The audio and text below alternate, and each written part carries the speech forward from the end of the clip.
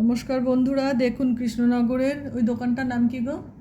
করুণাময়ী মিষ্টান্ন ভান্ডার। করুণাময়ী মিষ্টান্ন ভান্ডার থেকে কত রকমের মিষ্টি আমার হাজব্যান্ড কিনে নিয়ে আসলো আজকে ভাঙা রাসের দিন।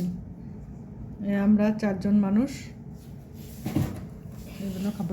এইটার নাম হচ্ছে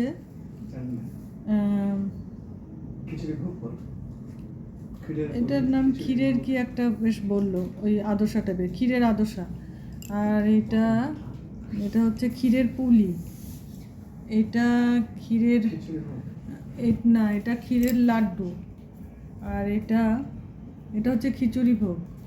এটা মাখা সন্দেশ, এটা লড চমচম যাকে বলে। আর এটা কি যেন বললো, ভুলে গেছি, গোল গোল লাড্ডুর মতো দেখতে। আর এটা হচ্ছে এর মধ্যে ফয়েল পেপারে যেটা আছে সেটা হচ্ছে গোলাপ জামুন। ভালো করে দেখাতে পারছি না মনে হয়।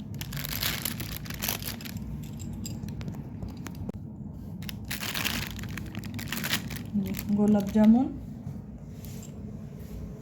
আর এটা হচ্ছে আমের মতো কালার, সবুজ রসগোল্লা।